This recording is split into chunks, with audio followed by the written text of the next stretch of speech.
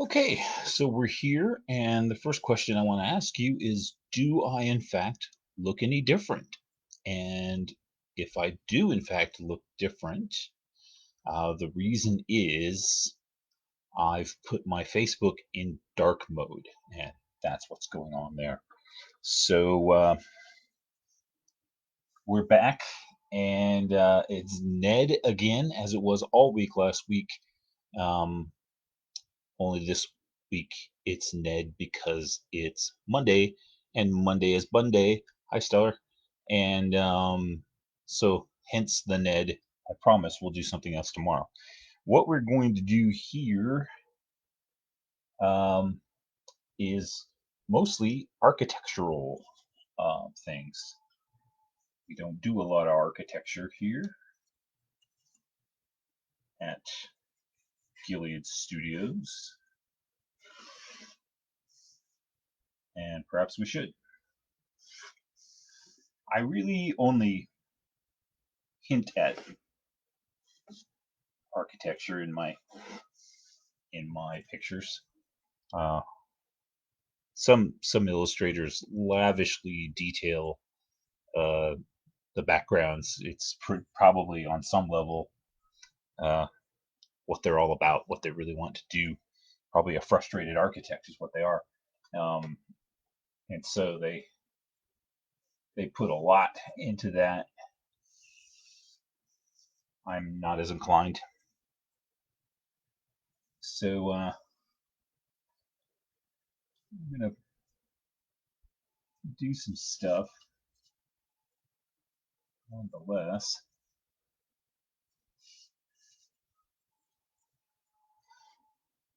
If you remember hi Sharon, last Friday, um, I was drawing this guy, and he was facing a tentacled monster coming up out of the doorway, and I was trying to make him look a bit more engaged because he actually just looked like he was about to tip over, like he'd fallen asleep and was just going to pass out.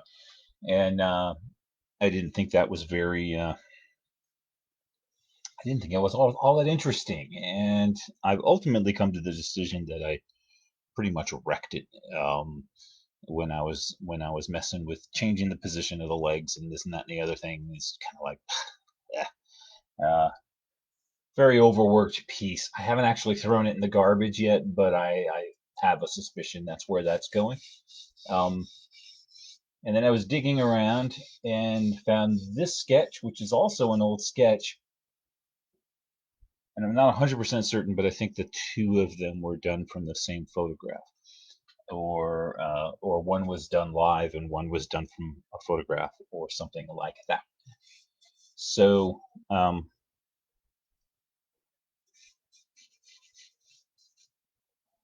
they're very similar, roughly the same stance, only this one's more believable.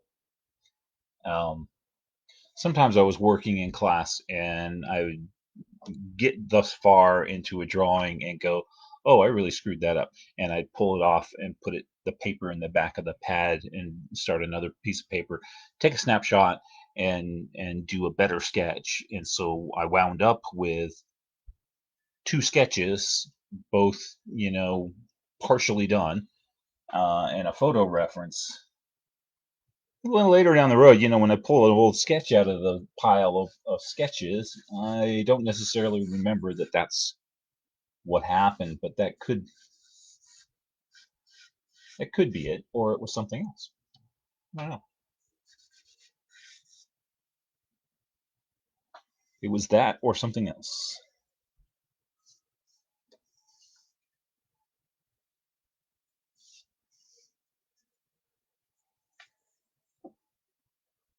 The other side of there's a doorway. The other side of this doorway comes down like this, over. Yeah, pretty much wouldn't see any of that over here, even if it was there. And that's assuming it was even there. If assuming it was symmetrical and everything. And I'm gonna put something. It's a lot of bright light shining on him like that, and sometimes lacking anything else in a picture to give it a fantasy feeling. Um, I'll it's not a bad idea to have the lamp, the torch on the wall or something like that.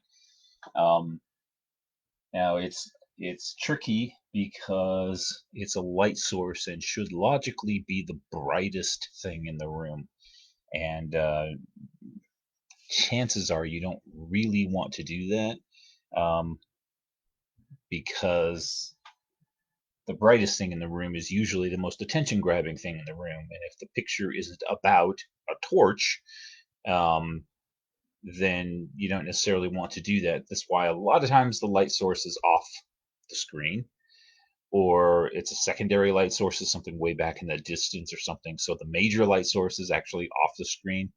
Um, and then sometimes, the guy will be holding a torch and he'll be brightly lit, and he's more brightly lit than the torch. And if you really analyze that, you're like, oh, that's kind of wrong. But I don't know that I would criticize the guy for that. I think that might have been very much intentional, because uh, because it works. So yeah. So I'm thinking of a big floor lamp type of deal, you know, like I do, and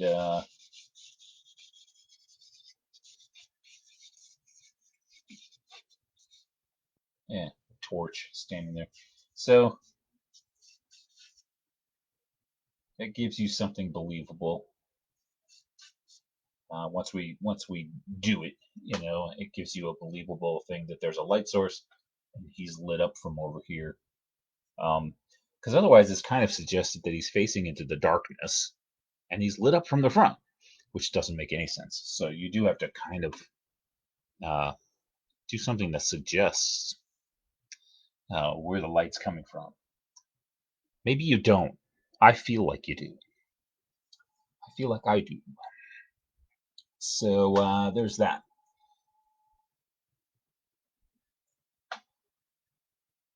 I like to put carvings, lots of carvings in my ancient temples of doom. I think they need carvings.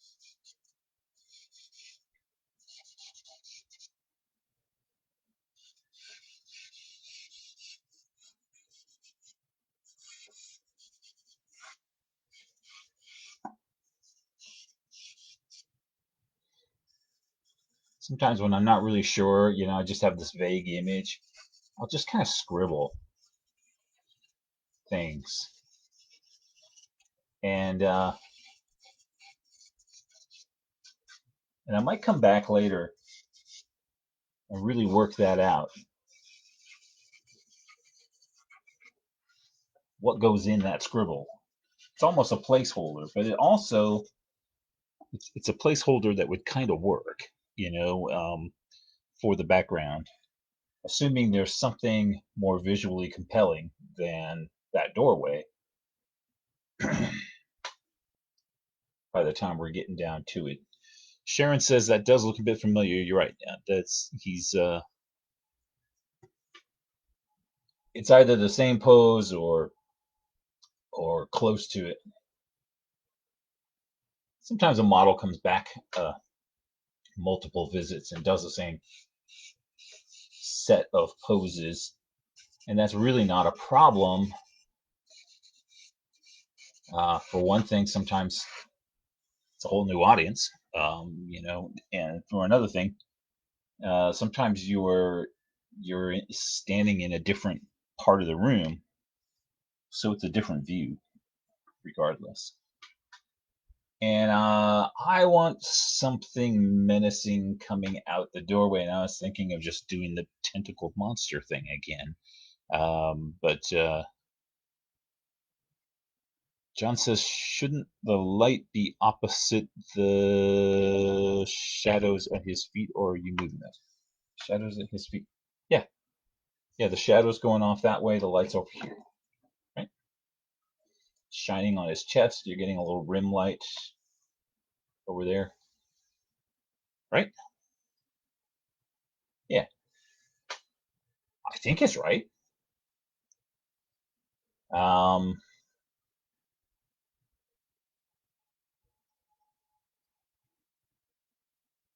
so here, what we have. I wanted some tentacles, emerging from the doorway, maybe like so. Ah,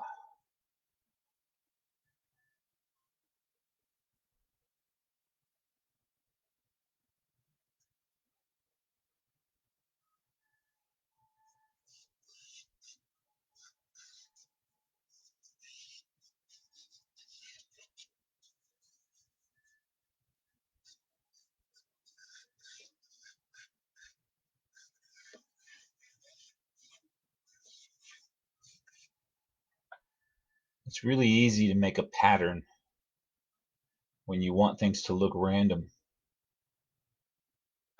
and you do some things and you realize the tip of every tentacle is hooking the same direction, or that you've basically drawn the same damn thing 6 different times. Um,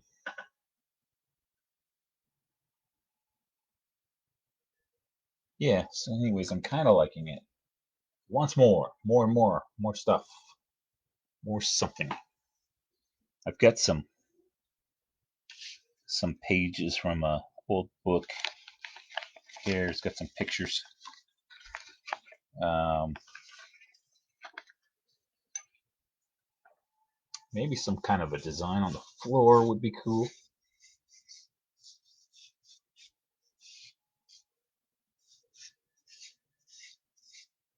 I don't want to overdo it, but just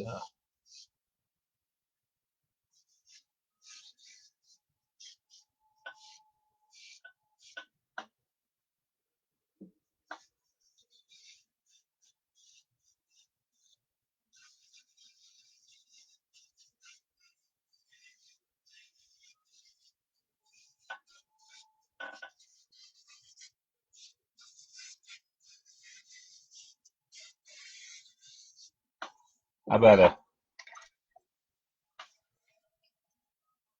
an ancient mosaic of a tentacled monstrosity, and he's standing on the mosaic looking at a tentacled monstrosity coming out of the doorway. How's that? That'd be cool. Hi, Sissy. And well, testicles would also be horrifying. Well, I take that personally. How about the other foot? Other foot.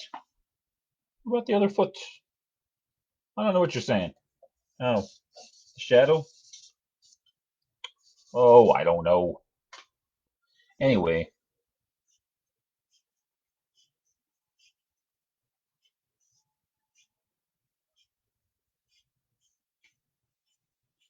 I could do that like really, really painstakingly. I don't want to. If I could. If you ever get a chance, take a look at Donato Giancola's work. Um, fantasy artist, and he does very, very elaborate stuff. Uh, one of his paintings I saw in person, fairly large. Somebody was standing in front of a wall that had a mosaic on it, and he painted every single tile in the mosaic. I mean, and not just a little block of color. I mean, it was a little block of color with a shadow on one edge and a little light, reflected light on the edges of it. And yeah, he doesn't knock these out very quickly, but they're beautiful, beautiful paintings.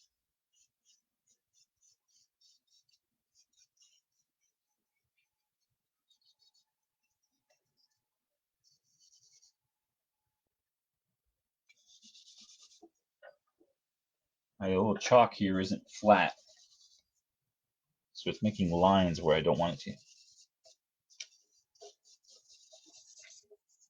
Ugh.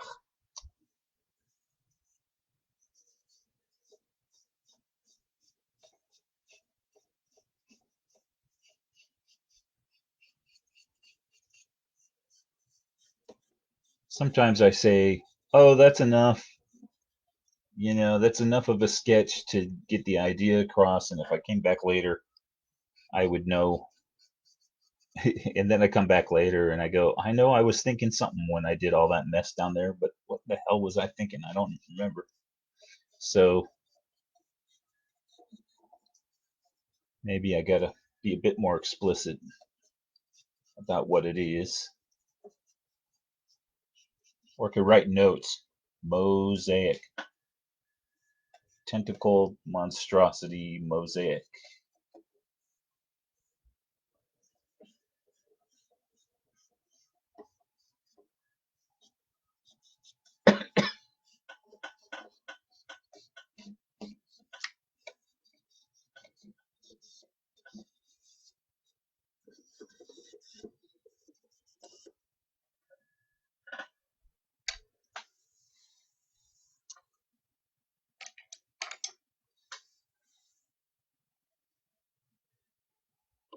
Medusa head.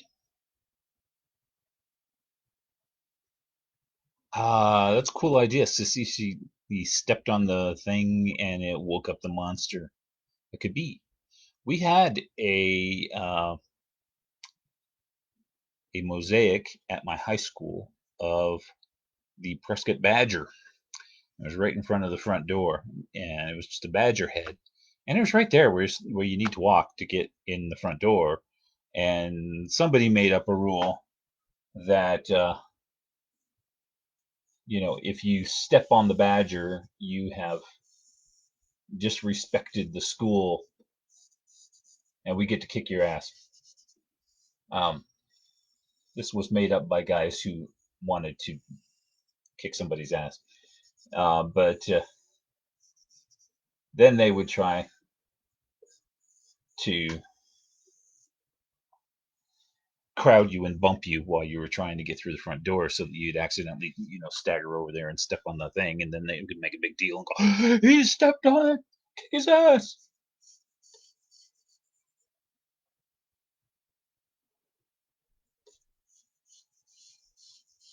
I don't know where I learned this, but eventually I learned the thing to do when they're crowding you and bumping you is look them straight in the eye and walk over and step on the goddamn badger head. And then they didn't make as big a thing about it. The ancient architects tried to warn you, Ned. Uh, yeah, I do like that. I like it. And so, if that wasn't the story before, it is now.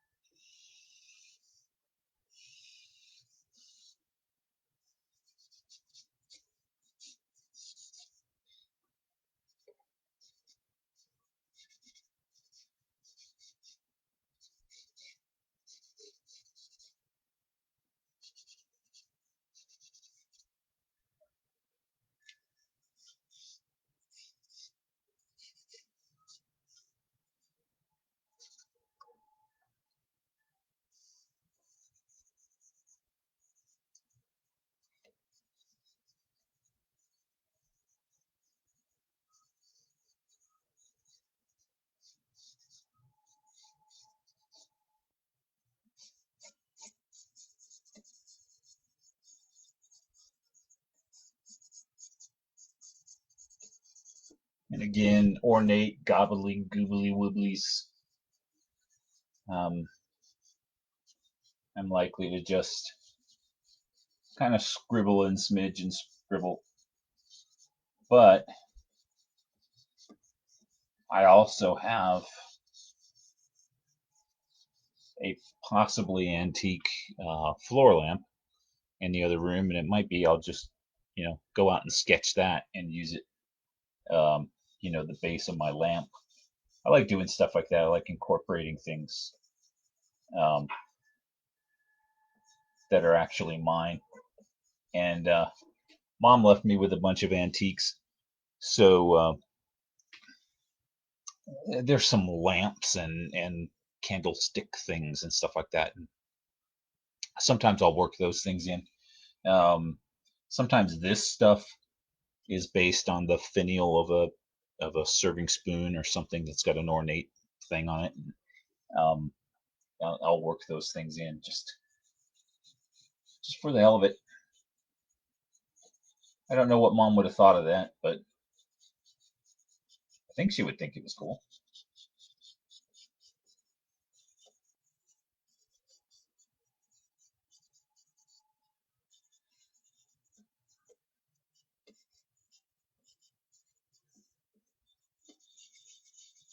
When I was much younger, my parents did not want me doing art like this.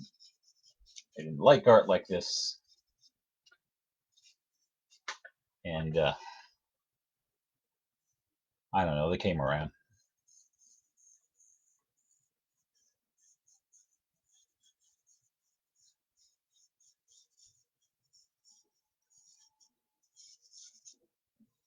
By the time I was 48 or so, they were starting to think I was okay.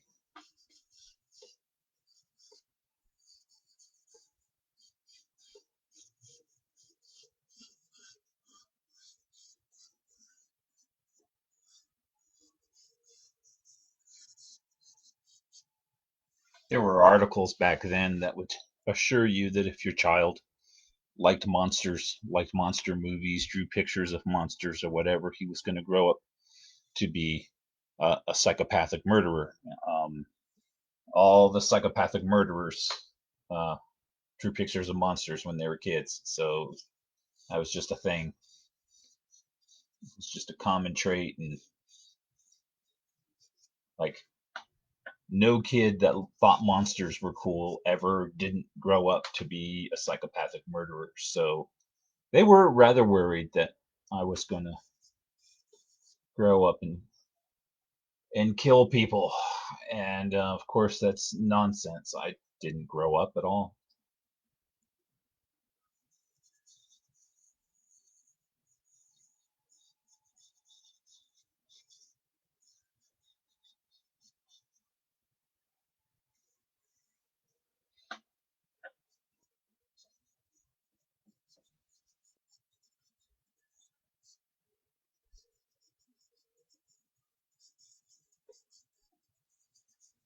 I don't want this to look too much like an octopus. I want it to look like something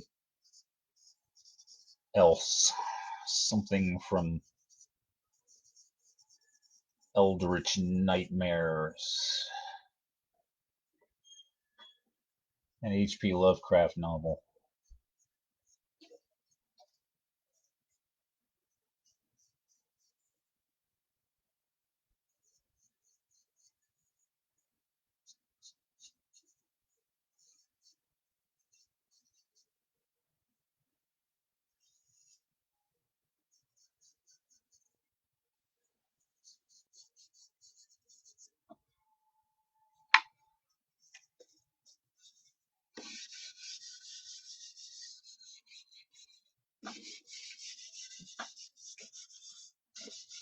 So as I was saying, or maybe I wasn't saying, I can't remember now. I went out to mow my lawn this morning. Hey, Janny, there's Janny. She says, Ned, Ned, Ned. I haven't talked to Janny in ages, ages. Um, yeah, Sharon says no. They actually hurt and kill animals. Oh, psycho murderer kids. Yeah, um, yeah.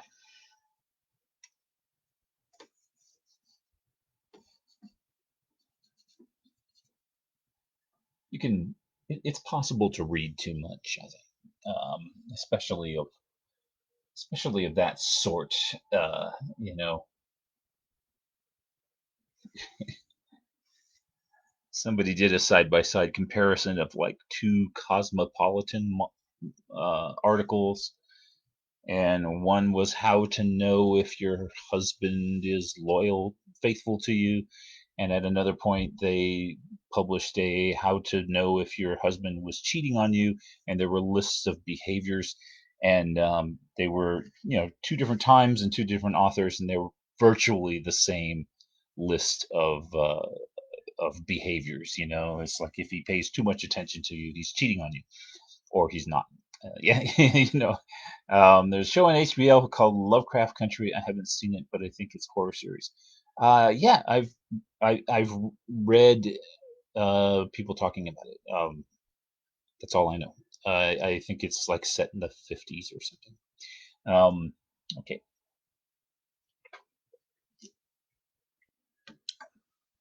it's one of those things I've said I will check that out,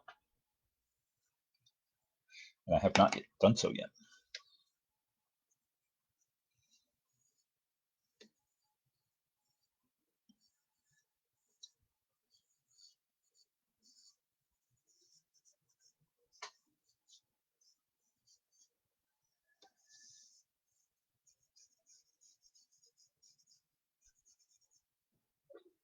This is one of the things about the pandemic.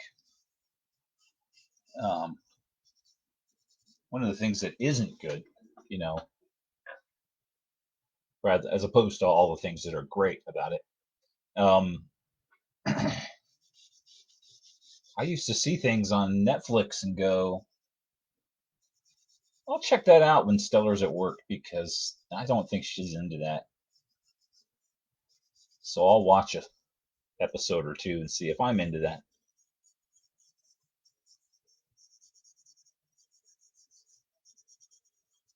I haven't done that in 5 or 6 months.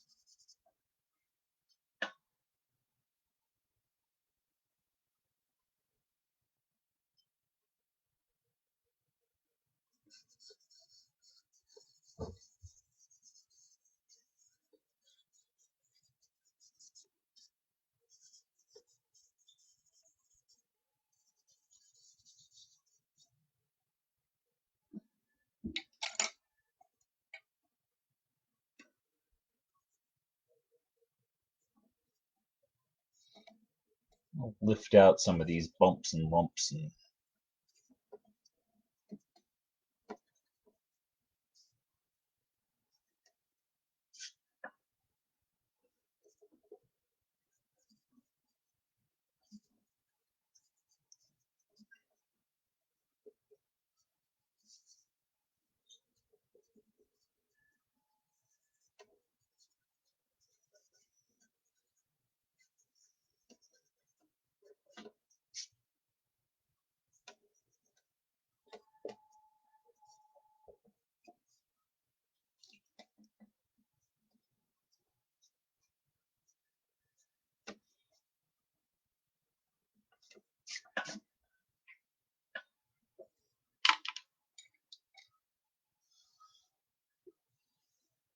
I did a little thing about light sources, and you had to be careful not to make your light source lighter than your figure. Although some people say the light source has to be lighter than the figure, and etc. etc. Well, I'm working in black and white, so my light source is going to be as light as the lightest parts on Ned because I haven't much choice. But if I was painting that, I might make it a little less intense.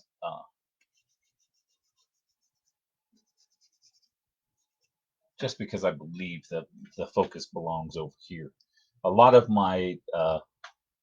these drawings wind up with a bit of a flatness to them because as I add details, and there's not much of a tonal difference between the various details, um, then it starts to it's instead of the illusion of objects that are one behind the other, you start to get the illusion of a pattern of things on the surface of the paper, and that can happen with more of this stuff.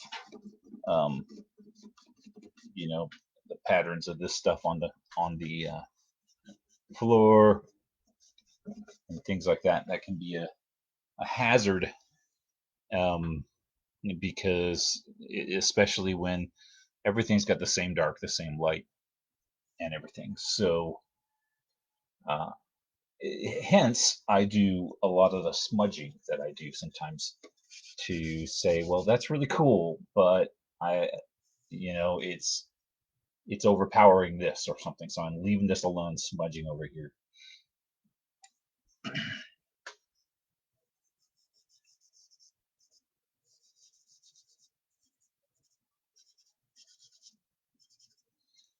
Sometimes I think of something and I start talking, and then by the time I'm in the middle of something, I can't remember where I was going with this, and then I try to finish it out. And by the end of the video, I'm kind of like, I said a bunch of crap. I'm not sure I was coherent at all. And I'll go back and I'll watch the video, and it's like, oh, I did manage to make that point, or I think I did. And other times I was like, no, you just completely lost your thread and did not complete that thought. I would have to go through all of them and take notes and say, here are things that you meant to talk about at one point or another and didn't. Or I can just wait for it to come up again.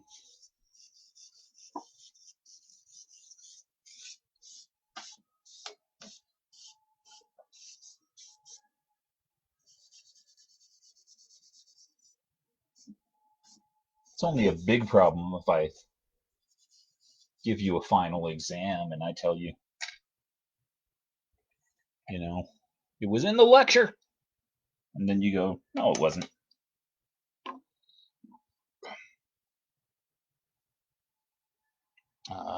Sharon says the series, this is going to be Lovecraft Country.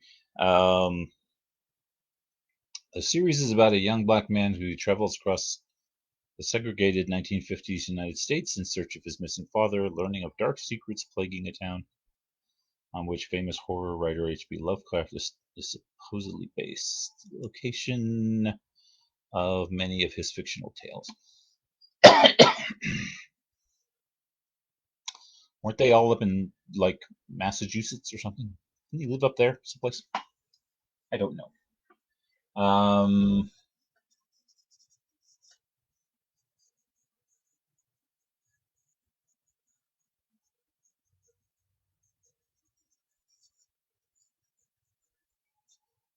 I loved how Lovecraft and a number of his imitators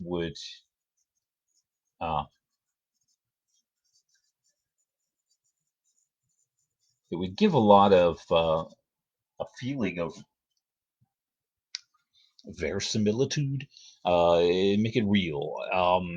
When they would talk about, the point of view character would be mulling over some old book, and he'd talk about how, it wasn't the original text, it was the German translation by, Dr. Van Heusen something, who went insane after translating the text, and then but they named the university, and some of them were real places, and some of them were, and possibly even real people in some instances, were just referenced. Um, and then there'd be fictitious libraries and universities and professors and insane asylums and things like that. I don't know, they just sound like real places. They sound very much like real places, and uh,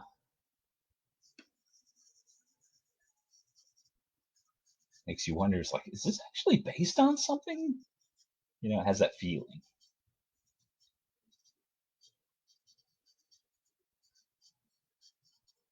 When somebody does that, inevitably someone who reads it assumes that it was based on something, and starts to half believe the stuff. So you get people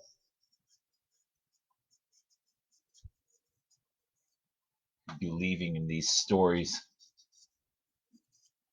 or believing elements of the stories,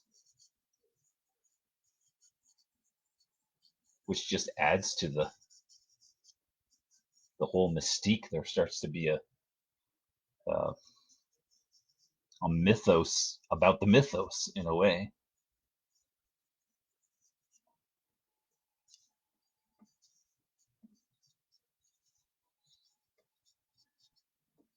Saw it happen twice in movies, three times that I can think of right off the top of my head. Um, One was the Escape from Devil's Island, which was the follow up to the movie Papillon. Um, in the original movie Papillon, there was a forger amongst the guys who tried to escape from the island prison, and they had escaped and they'd gotten to a convent of some kind, and the nuns turned them in to the authorities, and when they came and got that, somebody took a spear or something and it just like jammed it through this guy's foot, ruined his foot, and so he was crippled. In the follow up movie, he wasn't in any condition to try to escape. So his friend escaped, but he took his revenge on the church by forging a medieval manuscript that proposed to prove that the Bible was a forgery. And so I remember people at my high school just arguing with each other. And it's like, no, it's been proven. It's been proven. There's this manuscript and everything. And for a while, it's just like, what the hell are they talking about? And then I realized it was this movie. Uh, Same kind of crap happened with um, the Da Vinci Code. People started believing everything about the Da Vinci Code, and of course, what was the movie where they faked? Well, they didn't do it. They didn't fake a moon landing. They faked a Mars landing, Capricorn one. But they faked the landing, and people have associated that with the lunar landing and insisted uh, that was a fake and everything. And they treat the film like it's a documentary. So all three of those movies, when they came out, I saw people claiming that this stuff was true, and I guess in the lore of Lovecraft, and because that's been around 100 years, um, there's been times when people get swept up in all this, because at the beginnings of the stories there'll be all this documentation.